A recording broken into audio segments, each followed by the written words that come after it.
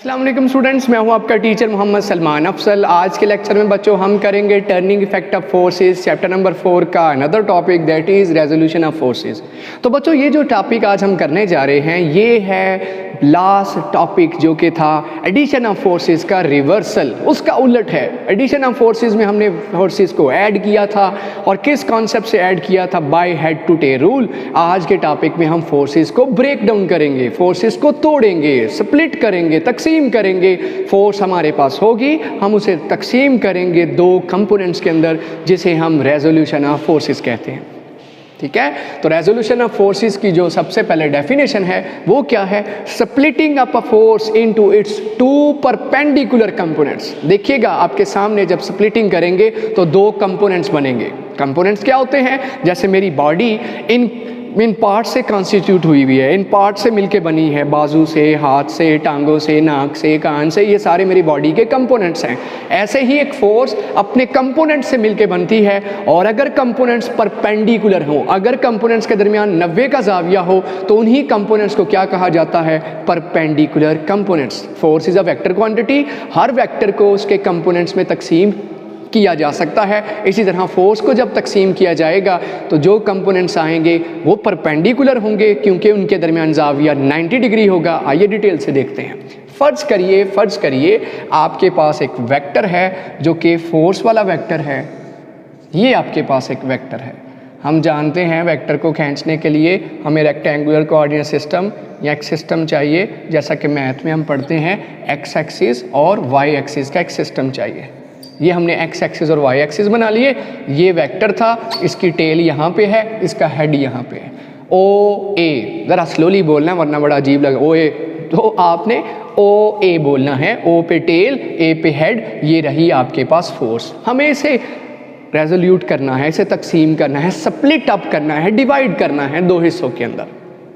ये x axis हम जानते हैं, हॉरिजॉन्टल एक्सिस, ये वर्टिकल एक्सिस। लेट सपोज आपके पास एक वेक्टर है जिसका नाम ओ ए है और वो वेक्टर कौन सा वेक्टर है? फोर्स वेक्टर है। अब ये कितना जाविया यहाँ बना रहा है? फर्ज करिए इसका जाविया एक्स एक्सिस के साथ 10 डिग्री, 20 डिग्री, 30 डिग्री, जिसे मैंने थीटा का नाम दे दिया। मैं क्या करूँगा? मैं इसको रेजोल्यूट करने लगा हूँ, स्प्लिट करने लगा हूँ, तकसीम करने लगा हूँ। तो उसका तरीकाकार क्या है? इसके हेड से, इसके वेक्टर के हेड से जो मुझे गिवन है वो वेक्टर, उसके हेड से एक परपेंडिकुलर कहाँ गिराएंगे? एक सीधी लाइन, एक नॉर्मल कहाँ गिराएंगे? एक्स एक्सिस के ऊपर। और एक परपेंडिकुलर कहाँ गिराएंगे? एक परपेंडिकुलर कहाँ गिराएंगे? वाई एक्सिस के ऊपर। इस वेक्टर के हेड से जिसको स्प्लिट करना है उसी के हेड से एक परपेंडिकुलर कहाँ गिरेगा? परपेंडिकुलर कहते हैं 90 डिग्री को, नॉर्मल को। कहाँ गिराया? एक्स एक्सिस के ऊपर। और वहीं से एक परपेंडिकुलर कहाँ गिराया? वाई एक्सिस के ऊपर। यहाँ भी चेक कर लीजिए 90 है। और इन दोनों कंपोनेंट्स के दरमियान क्या जाविया? इस लाइन, ये जो कंपोनेंट आए इन दोनों के दरमियान जाविया भी क्या है? 90 डिग्री। इसीलिए इन दोनों कंपोनेंट्स को क्या नाम देंगे? Perpendicular components. किसके हैं? इस एफ फोर्स के, जिसका नाम ओ ए था, इसके दो कंपोनेंट्स बन गए। फर्ज करिए इस जगह पे हमने नाम याद किया, इस पॉइंट पे जहाँ आके इसका परपेंडिकुलर कंपोनेंट गिरा, इस जगह का नाम बी है। तो हमारे पास एक राइट एंगल ट्राइंगल नहीं बन गई? ओ ए बी, यहाँ 90 और यहाँ पे कुछ जाविया होगा, लेकिन इन दोनों का आपस में जाविया क्या है? 90। ये कंपोनेंट और ये कंपोनेंट का आपस में जाविया, और ये किसके हैं? दिस फोर्स के, इस फोर्स के कंपोनेंट्स बन गए। और परपेंडिकुलर क्यों है? क्योंकि इनका आपस में जाविया 90 है। जहाँ मर्जी चेक कर लीजिए, जहाँ मर्जी चेक कर लीजिए, जहाँ मर्जी चेक कर लीजिए, इनका जाविया 90 है आपस में, इसलिए इन्हें परपेंडिकुलर कंपोनेंट्स कहते हैं। अब मुझे बताइए यहाँ पे अगर मैं लिखना चाहूँ तो मैं कहूँगा हमारे पास जो फोर्स थी उसका नाम क्या था? फोर्स का नाम था ओ ए। मैंने उसके परपेंडिकुलर कंपोनेंट्स बनाए तो कौन कौन सा कंपोनेंट मिला?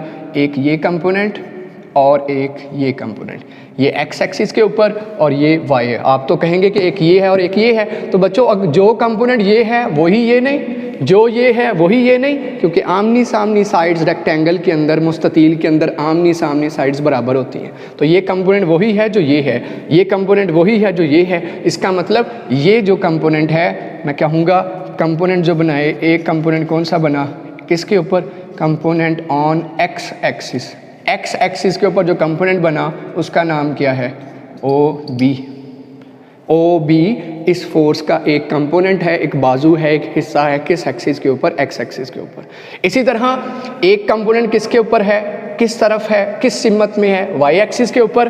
तो component of f on y axis या अलॉन्ग वाई एक्सिस का नाम क्या है, A B. A B component, ये ए से लेके बी या बी से लेके ए, वो चॉइस आपकी, बी से लेके ए तक लिख ले। अब इसका नाम क्या होगा, अभी इसका नाम क्या होगा, क्योंकि ये किस एक्सिस के ऊपर है, एक्स एक्सिस के ऊपर, इसलिए है भी फोर्स, तो एक्स एक्सिस के ऊपर होने की वजह से इसका नाम होगा एफ एक्स। फोर्स का एक्स कंपोनेंट एक्स एक्सिस के ऊपर, फोर्स का वाई कंपोनेंट किस सिमत में, वाई एक्सिस की। मैं इसकी मिसाल ऐसे देता हूँ, फ़र्ज़ करिए एक ट्रॉली है, ताकि आपको लॉन्ग लास्टिंग याद रहे कि कहाँ यूज़ होता है। अभी सिर्फ बातें ही नहीं है, ऐसे हो रहा है। फ़र्ज़ करिए ये आपके पास एक ट्रॉली है जिसे आप खींच रहे हैं, ऐसे खींच रहे हैं बाजू से, इस सिमत में खींच, ये रही आपकी फोर्स, ये फोर्स आप लगा रहे हो, ये एक्स एक्सिस है, फोर्स लगा रहे हो इस तरफ। देखा होगा, अक्सर आपने देखा होगा बैग को हम घसीट लेकर जाते होते हैं, जो टायरों वाला बैग है, या फिर ट्रॉली जिसमें हम ग्रॉसरी का सामान वगैरह लेते हैं, फोर्स इस तरफ लगा रहे हैं लेकिन ट्रॉली इस तरफ जा रही है। इसका मतलब फोर्स खुद काम नहीं कर रही, फोर्स का कोई कंपोनेंट है जो इसे आगे ड्रैग कर रहा है। तो कौन सा कंपोनेंट है, यहाँ क्या बन गया, थीटा। फोर्स का कौन सा कंपोनेंट इसे खींच रहा है, क्योंकि ट्रॉली ज़मीन के साथ साथ जा रही है, हॉरिजॉन्टली जा रही है, ज़मीन के साथ साथ अलॉन्ग एक्स एक्सिस जा रही है। इसका मतलब फोर्स का कौन सा कंपोनेंट एक्टिव है जो इसे ड्रैग कर रहा है, जो इसे खींच रहा है, वो एक्स कंपोनेंट, क्योंकि ये किस सिमत है, ये कौन सी सिमत है, एक्स, और ये कौन सा था, y, f x along x axis. Force खुद काम कर रही होती तो इस ट्रॉली को ऐसे जाना चाहिए था, वाई कर रहा होता तो किधर ही था, वाई की तरफ, लेकिन ये तो ज़मीन के साथ साथ जा रहा है। इसका मतलब इस फोर्स के कोई कंपोनेंट काम कर रहा है, और कौन सा कंपोनेंट, कौन सा हिस्सा, एक्स वाला, क्योंकि ये किस तरफ चल पड़ा है, एक्स सिमत में ट्रॉली। इसी तरह यहाँ पे फोर्स के दो बाजू हैं, एक एक्स वाला किसके ऊपर, एक्स एक्सिस के ऊपर, और एक वाई वाला किस एक्सिस की तरफ, वाई की तरफ। तो इसका मतलब इस असल फोर्स के दो कंपोनेंट है, एक एफ एक्स और दूसरा एफ वाई। अगर मैं यहाँ देखूँ कहीं पे आपको हेड टू टेल रूल लगता नज़र आ रहा है, head to tail rule, head to tail rule vectors को जमा करने का तरीका था। तो गौर करिए, मुझे नज़र आ रहा है कि ओ बी के ऊपर बी ए की टेल है। इसका मतलब मुझे नज़र आ रहा है according to head and tail rule, मुझे डायग्राम में नज़र आ रहा है कि O B plus B A, O B plus B A किसके बराबर है, लास्ट लेक्चर नहीं देखा तो देख लीजिए। तो बताइए ज़रा, ओ बी प्लस बी ए किसके बराबर है, रिजल्ट के, और रिजल्ट इस तस्वीर में आपको नज़र आ रहा होगा। एफ ओ बी की कीमत कितनी है, एफ एक्स, ओ ए की बी ए की कीमत कितनी है, एफ वाई, और ये किसके बराबर आ गया, एफ के। सारी फोर्स ये आपके पास आ गया f x plus f y. जो असल फोर्स है वो दोनों को जमा करके 2 जमा 2 ये 4 आ गया, 4 जमा 4 ये 8 आ गया। जो भी रिजल्ट आएगा वो डिपेंड करता है, एंगल पे भी डिपेंड करता है, x component plus y component. ये आपके पास आ गया according to head and tail rule. Head and tail rule लगाया इस डायग्राम में, राइट एंगल ट्राइंगल में, तो ये रिजल्ट आ गया। अब मुझे रेजोल्यूशन हमने कर ली, हमने वेक्टर को, फोर्स को 2 हिस्सों में तकसीम कर दिया, एक्स हिस्सा, वाई हिस्सा, x component, y component, head से नीचे गिराया, हेड से इधर गिराया, 2 कंपोनेंट आ गए। हेड टू टेल रूल लगाया, और ये मैंने बता दिया क्या क्या बना, पहले ये बता दिया, फिर हेड टू टेल रूल लगाया, ये आ गया।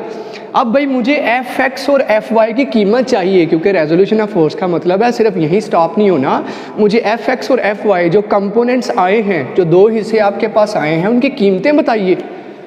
जो एफ एक्स और एफ वाई हैं उनकी वैल्यूज़ भी बताइए। वो मैं कैसे बताऊंगा, वो हैं ट्रिग्नोमेट्रिक रेशोज़ के ज़रिए। मैंने पढ़ रखा है, मैथ के अंदर नहीं पढ़ा तो वो देख लीजिए। एक राइट एंगल ट्रायंगल के अंदर जिसमें एक ज़ाविया 90 का हो, वहाँ ट्रिग्नोमेट्रिक रेशोज़ यूज़ होती हैं, कॉस थीटा, साइन थीटा।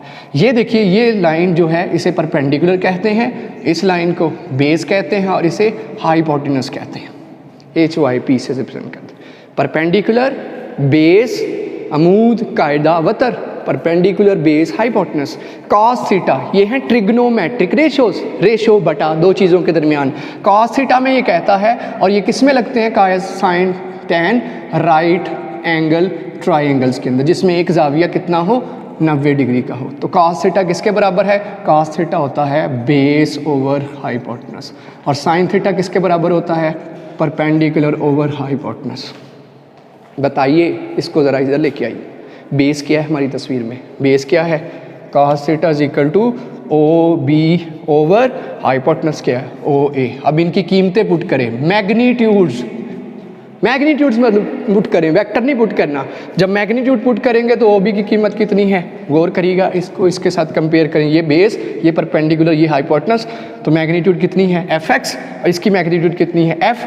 तो बताइए एफ इधर आके ज़रब करेगा तो क्या आ गया, F cos theta, F x किसके बराबर आ गया, एफ कॉस थीटा। इसका मतलब जो भी एक्स कंपोनेंट होगा उसके साथ कौन सा थीटा आएगा, cos theta, F cos theta. ये मैंने क्या मालूम कर लिया, परपेंडिकुलर कंपोनेंट किस सिमत में, एक्स सिमत के अंदर एक कंपोनेंट आ गया। दूसरा साइन थीटा से, और साइन थीटा किसके बराबर है, परपेंडिकुलर ओवर हाइपोटेनस। परपेंडिकुलर इधर देखिए क्या है, इसका नाम पहले लिख लो, बी ए, हाइपोटेनस का नाम क्या है, ओ ए। बी ए की कीमत कितनी है, कीमत एफ वाई, और इसकी कीमत कितनी है एफ। ये किसके बराबर आ गया, साइन थीटा के, एफ वाई किसके बराबर आ गया, एफ इधर जाके मल्टीप्लाई एफ साइन थीटा, तो F y is equal to F sine theta. याद रहे ये जो वाई है ये सबस्क्रिप्ट में लिखना है, नीचे सबस्क्रिप्ट में, ये सबस्क्रिप्ट में है नीचे।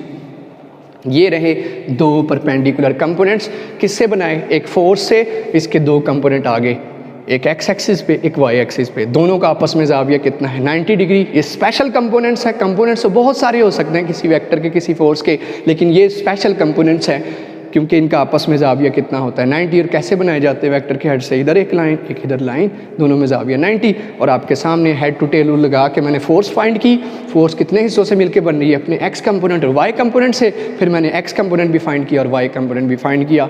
ये था आज का हमारा लेक्चर, जिसमें हमने रेजोल्यूशन ऑफ फोर्सेस पढ़ा, जो कि एडिशन ऑफ फोर्सेस के बिल्कुल अपोजिट है। एडिशन में जमा किया था हेड टू टेल रूल लगा के, यहाँ मैंने स्प्लिट किया है हेड टू टेल रूल लगा के। ये था आज का हमारा टॉपिक। उम्मीद करता हूँ आपको ये कॉन्सेप्ट बिल्कुल क्लियर होगा। तस्वीर लेनी है तस्वीर ले लीजिए, कॉन्सेप्ट को डिटेल से समझिए, और क्वेश्चन ज़रूर कीजिए कमेंट बॉक्स के अंदर मेरे व्हाट्सएप नंबर के ऊपर। वीडियो को ज़रूर शेयर करना है, चैनल को ज़रूर सब्सक्राइब करना है मज़ीद वीडियोज़ के लिए। इसी के साथ मैं आपसे ज़्यादा चाहूँगा, अल्लाह हाफिज़।